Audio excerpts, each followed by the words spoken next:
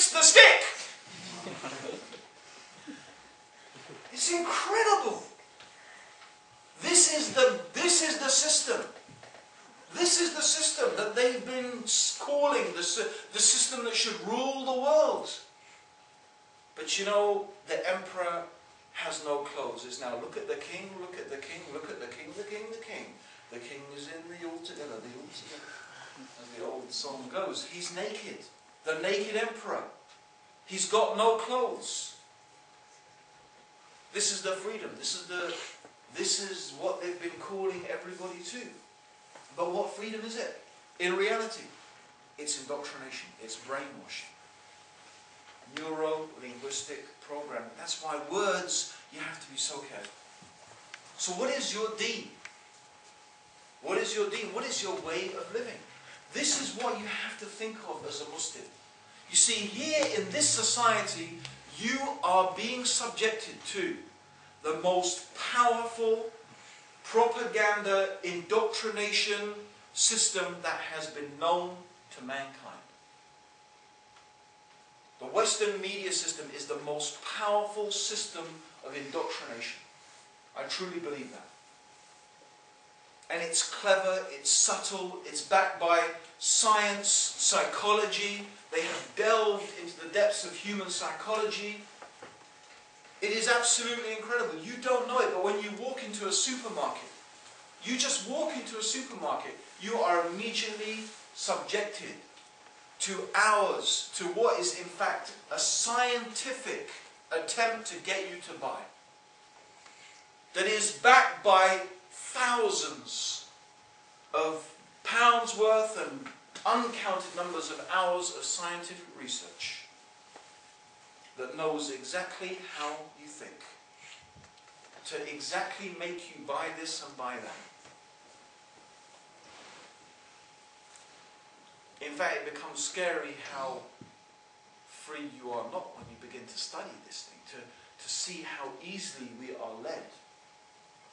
And we shouldn't fool ourselves. The West has a philosophical basis. It has an ideology which drives it. It has a concept. It has a theology. We don't call it a religion, but it has all the hallmarks of religion. There is a set of beliefs that you need to follow. A set of practices that you're expected to adhere to. I'm not saying that practices, beliefs, or these things are inherently bad.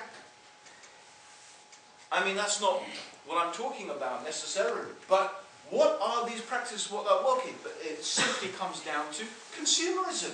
You are being trained. You see, the problem with university, the biggest problem with university is not girls, it's not boys, it's not alcohol, okay, it's none of those things. The biggest problem with university is that what is really happening is not education, it is indoctrination.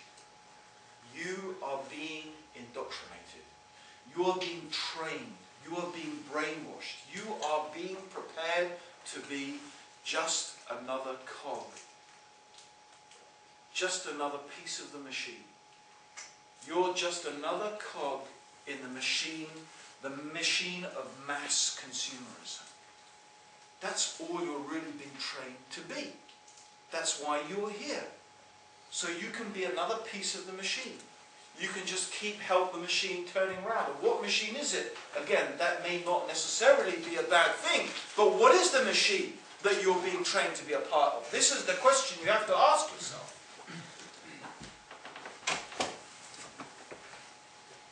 You're being trained to be a piece of this consumer society. An ideology, a religion, a concept that tells us that happiness is by consuming. Happiness is by consuming the products of the consumer society. That by buying this and having this and purchasing that and having this holiday there and having this car and having all of these things, by having all of these things you'll be happy, you will be complete, your life will be successful. That's what, even ask anyone, define for me success. Who is a successful person? I mean, there's a time in history when someone might actually point to a monk. sitting on a pillar, and he's been there for 40, 50 years. 20 years, sitting on top of a pillar. This happened. There was a time we said, oh, there's a successful one. And it wouldn't point to the merchant dressed in silk. You would actually think that the hermit, the monk, the religious person, that's the one who's achieved, the enlightened one has achieved something. Yes, there was a time in history when that's the case. Certainly not today. Certainly not today. Today, the definition of success, almost definitely, even if you are a successful da'i, a successful scholar, you know, you'll be respected, but still, I doubt that people would say that's the successful one. They would still point to the guy, or maybe probably the guy who's sort of nus-nus, 50-50. You know, got a bit of riches, he's got a bit of knowledge, somewhere in between, right? But how do we define success? Success is defined for us by this propagation machine. Every time we turn on the TV, every time we listen to the radio, we open the internet, we walk down the street, we see the advertisements, we open a newspaper, we open a magazine, we are being exposed to this indoctrination process. That you are being trained here to be a good consumer. That is not the deen of Islam. That's the dangerous thing. That's the dangerous thing, brothers and sisters. That is not our deen. I'm not saying, don't misunderstand me, that you can't have a good job or have a nice car or whatever. I'm not saying those things. So don't misunderstand. I'm not saying you should sit on top of a pillar for 20 years. I'm not saying that. That's not Islam either. But the important thing you must understand is it is not our deen. That is not our deen. Don't allow yourself to be indoctrinated with a false definition of success.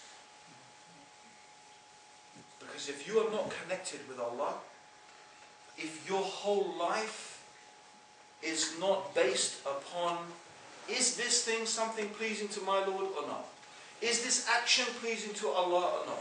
Is this thing that I'm going to do, is this halal, is it haram, is it good for me in my afterlife, in this life? They're all connected. This life, the afterlife. My deen, my dunya. In fact, they're all one thing for the Muslim. They're all one holistic whole. That is how we should be thinking. That is the mentality that we should be having. That is our deen. It is immaterial. It should be immaterial for us as to what is the actual result of that in our material terms. What should be important to us is what is the result of that internally. How does that make me as a person? Is that going to bring me closer to Allah? And you will realize that anyone who travels this path, anyone who travels this path, anyone who starts traveling internally, what a journey that is. You take the internal, the inner journey, the journey within yourself, and you start to take that path, you start to explore that realm. You will know. You don't even have to be a Muslim to realize this.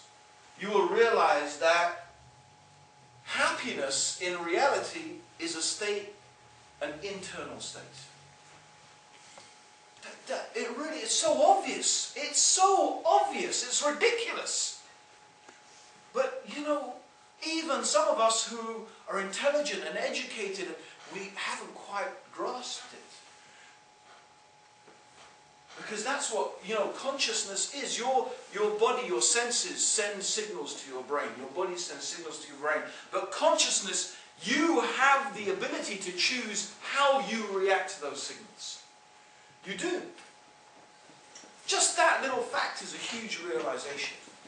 So happiness is something that's going on here. What makes you happy? What makes a human being truly happy and at peace and content? Of course, as a Muslim, we believe that what brings true happiness, true peace, true contentment is that we know the reason for which we have been created, and that we fulfill that created purpose, that we submit and surrender ourselves to our Lord and our Creator, and that we follow the guidance that